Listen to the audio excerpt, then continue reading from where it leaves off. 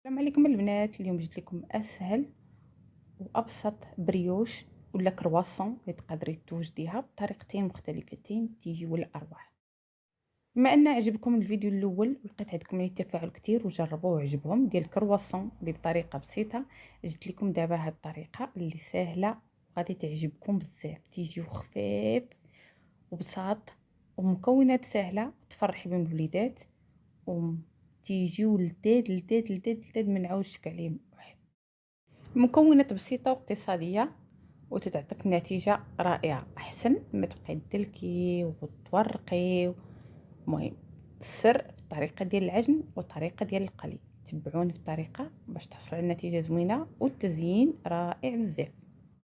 وما ننساش نقول شكرا لصاحبتي هي اللي تعطيني هاد الوصفات، شكرا ليها بزاف صاحبتي من هاد المنبر، ونخليها معكم وتبعي اختي الطريقة اللي بغيتي تنجح لك الوصفة كما هي.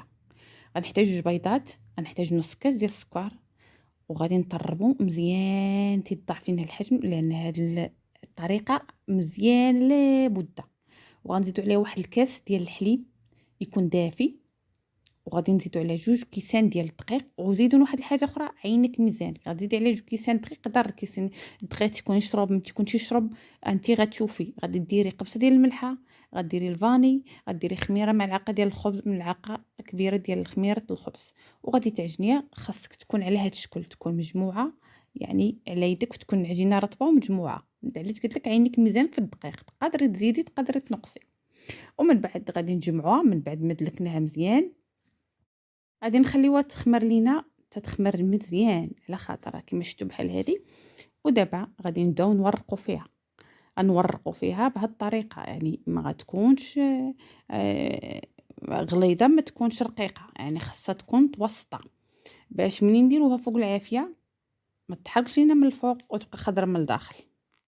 غنبداو الطريقه الاولى كما قلت لكم اللي ساهله، تديريها دوائر، تتورقيها مزيان، ضروري تتورقوها مزيان باش دقيقه، توركوا عليها بصبعكم ساهله بزاف. لاننا ملي تنعمروها من الوسط ما تيبقاش يبان اي عيوب فيها ملي تنطيبوها. هذه هي الاولى، تنخليوها تتخمر مزيان وعدا تنديروها فوق الزيت. الزيت اللي تيكون سخون مزيان من الاول، ولكن ملي تنحطوها تنديروا العافيه مهيله باش ما تحرقش لنا من الفوق وتبقى خضره من الفوق. وتنقلبوا شويشي من تلقاوها شدت باش ندوزوا للوصفه الثانيه ديال داك البريوش او الكرواسون تاع شكل الاصابع اللي تنعمرهم بالكريمه من الداخل، تيجيو خطيرين في المذاق.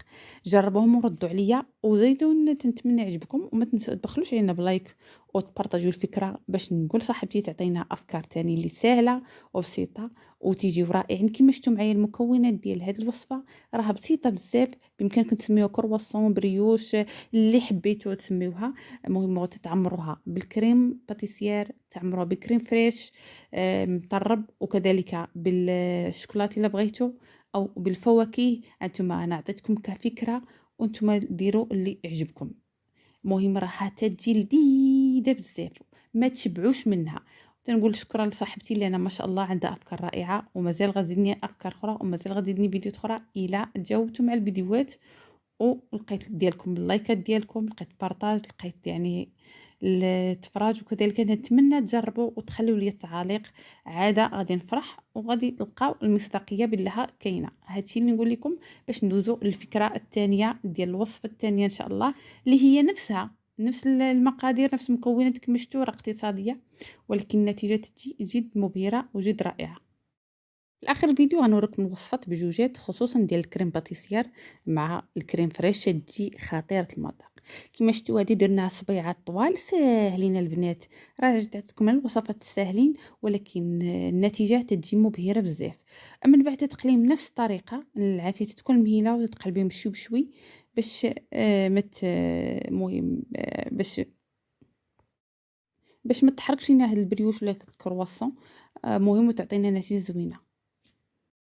من بعد ما تقليه في الزيت كما قلت لكم الطريقه، تشدي سكر سنيده وتديري فيه واحد الملعقه ديال الفاني وتتخلطيهم هو سخون باش يبقى داك تتعطي واحد النظره زوينه من الفوق محبب، وكذلك المذاق زوين.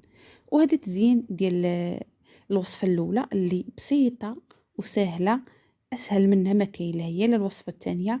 نتمنى يعجبكم هاد البريوش ولا الكرواسون ولا سميوه اللي بغيتو. انا سميتهم هاد السميات، اللي بالكريمه وكذلك بالكريم فريش الباتيسير، وساهلين بلا مقطعه بلا حتى حاجه، والمكون ديالهم راه بساط. تنتمنى الا عجبوكم ما تبخلوش علينا بلايك ووصفات اخرين. شكرا لك صاحبتي، زيدينا تاني من الوصفات ديالك الرائعين اللي ما شاء الله عليك. السلام عليكم، تسنوني في الجديد.